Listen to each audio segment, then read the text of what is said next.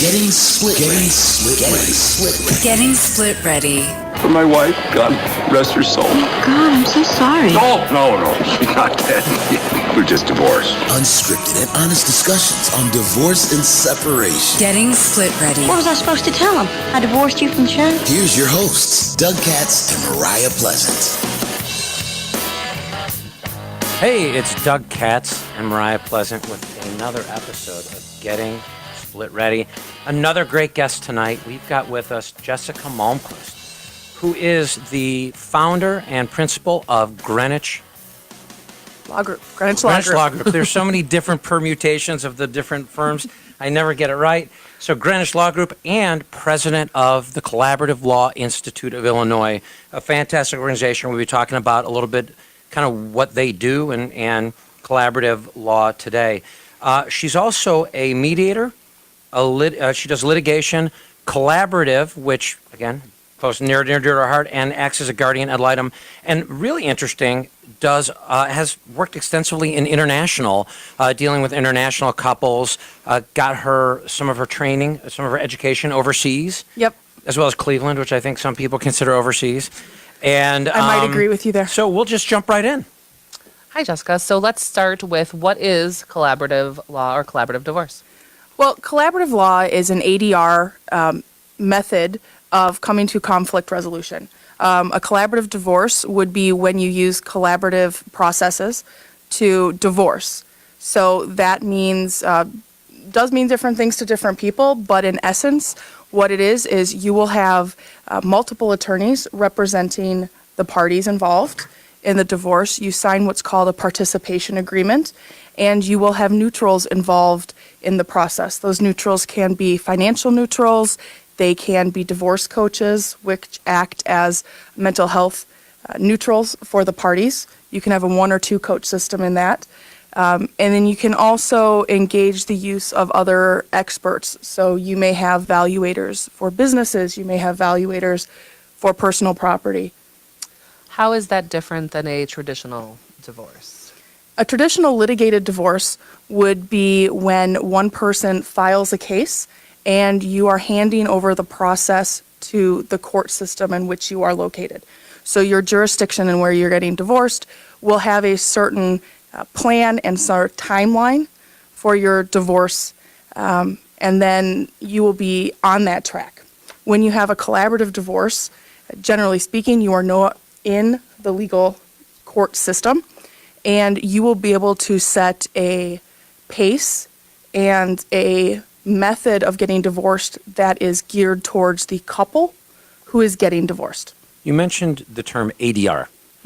How does that play into the whole collaborative, what collaborative is?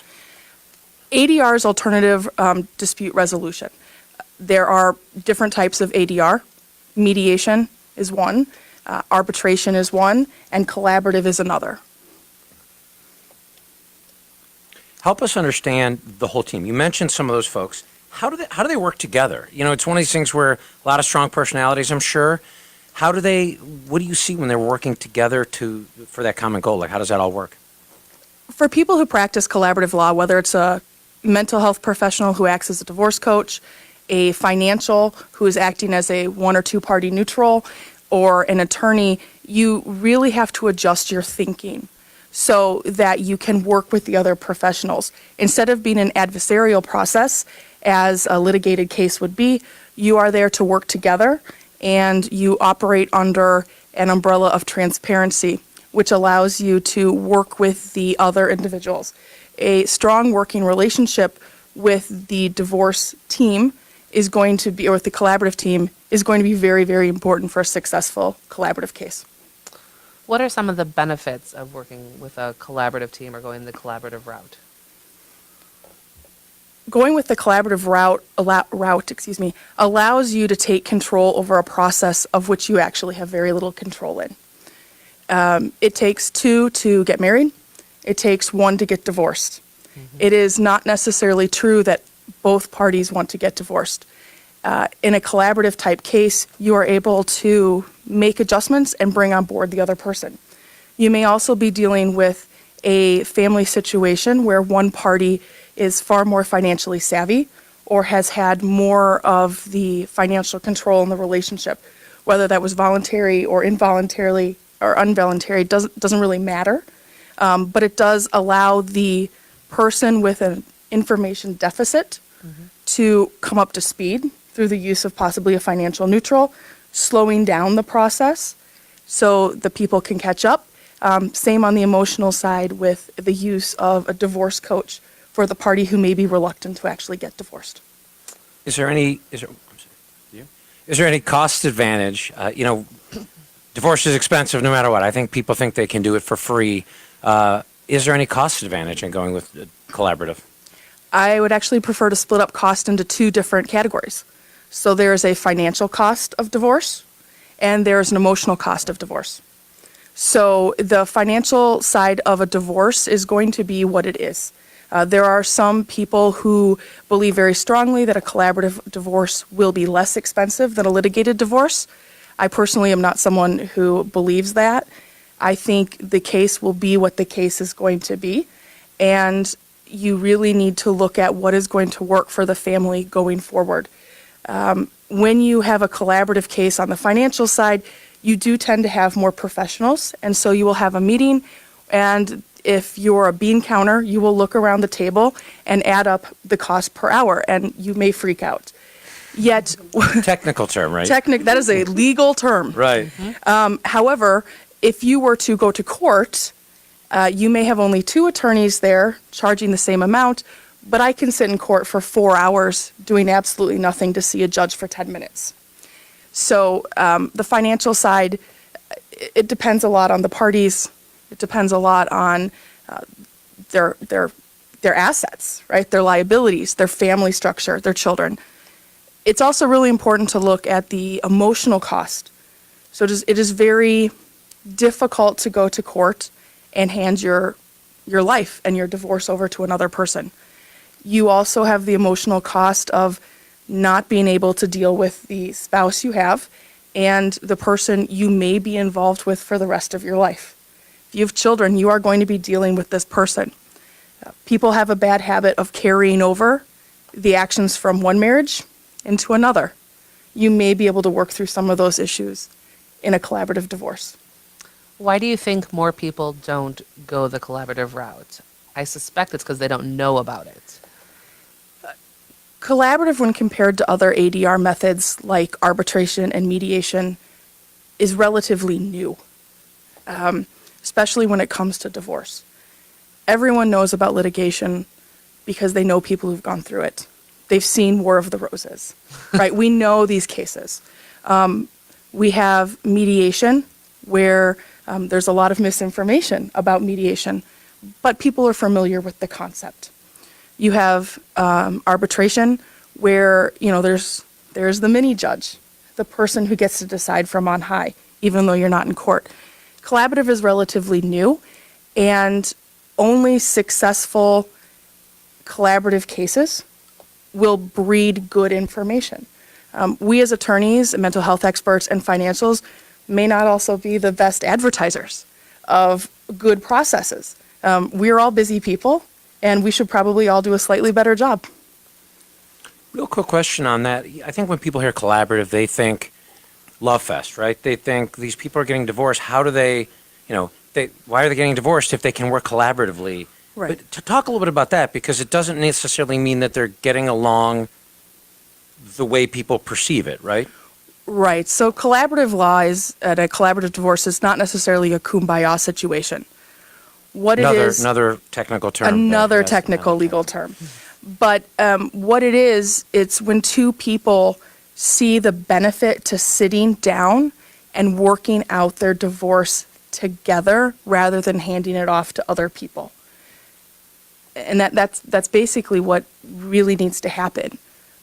Now, I know there are also times where the professionals can create issues, right? Not in collaborative, but you hear about times in other divorce situations where the professionals could potentially not necessarily slow down and work toward the objective that the client's looking for. How do the attorneys and everyone stay on track in a collaborative situation to stay focused toward the collaborative objective of a good outcome? because there is a team, you really are responsible to the unit, and you can bring up and you have the opportunity to check people occasionally, right? So you will meet beforehand or after and say, when you did that, I don't think that was helpful because of why. Or you can meet ahead of time and say, when we speak about ice skating, we really need to make sure we're very sensitive about this because dad hates ice skating, mom loves ice skating, daughter loves ice skating. We need to be cognizant that there may be a disconnect and we don't want daughter to hate dad because of something with ice skating. Gotcha. Is there any way, I know people keep each other in check, is there any kind of official component of collaborative divorce where if somebody goes rogue that, how do you keep them in check? Ultimately people self-regulate and that works, but is there something in place that creates a mechanism for more? For every collaborative case, there's a participation agreement. The participation agreement lays out the roles, who's involved with the case, requires transparency, and then we'll also have a disqualification component. So besides the professionals keeping an eye on each other and the clients wanting the process to work, which you don't agree to a collaborative case if you do not want the process to work, you have the participation agreement, which does lay out the roles, and adhering to the participation agreement is really important. Sometimes you need to pull it back out and say, this is what we agreed to. Are we still all there? So if I'm listening to this and I'm thinking, that really sounds like what I want, that sounds great, I don't want to argue anymore, but I don't feel like my spouse is going to be on board with it, what do I do then? How important is it to have both spouses on board out of the gate, and are there tricks up your sleeve for getting the other spouse on board? Both spouses must be on board for a collaborative case. You must agree to take your divorce out of the litigation arena and put it in the collaborative arena. You must sign a participation agreement to be a full and proper collaborative case. As an attorney, I think it's really important when people come into the office to explain to them that the spouse does have to be on board and to provide information. So I provide the CLII website. I provide other websites that talk about collaborative. I have a couple clients who are willing to speak to them if they have questions. The more information you have, the more you're able to speak to your spouse about it, to also provide other resources. So the names of other attorneys, the names of other mental health professionals, the names of other financial professionals who may be able to speak to them about collaborative and explain the process where it's not coming from the spouse and it's not coming from the spouse's attorney can be really, really vital in getting the other party on board. Do only the professionals sign the agreement? And the parties. So everybody does. So it's agreement between everybody. Everyone. Absolutely everyone involved in the process. And as you work forward, if you end up having to send something out to mediation or you need to bring in a new professional, they will also sign the participation agreement. Well, thanks so much. I think I'm an affiliate member of CLI, I believe in. Now, collaborative law isn't just in Illinois. It's nationwide, right? It's international. And in international. fact, in Chicago this year will be the International Academy of Collaborative Professionals Forum. Where did it originate? California. Really? Well, No surprise. Yeah, exactly. Well, thanks so much again. I think it's something that more people need to know about. I think the outcomes are great. Oh, did you? Let me correct myself. Absolutely. It's your show. Minnesota. It originated in Minnesota. Minnesota. See, now that is a surprise. Well, there's a practicality to that, right? I like that. California didn't surprise us, but Minnesota did. Yes. Well, I don't know. There's a practicality, I think, to collaborative law and a practicality to the Midwest. There you go. Midwestern. And the ability to self-correct. Exactly. Yes. Well, Jessica, thanks so much for coming and talking about CLII and collaborative law. I think that if we can help a couple people learn about this, it's a great thing because I do think the outcomes are better. I just want to say thank you for joining us as well. I'm also a CLII fellow, and I love everything you guys do. So thanks for listening to Getting Split Ready podcast, and make sure that you tune in. Our podcast comes out every Wednesday. You can find it wherever you get your podcast, as well as on our YouTube channel. And If you know somebody who's thinking about divorce or you yourself are considering divorce, we really encourage you to take the Split Ready assessment that you can take at www.splitready.com. It's a great way to determine whether or not you're split ready. Thanks so much. Have a good one. Good night. Thank you.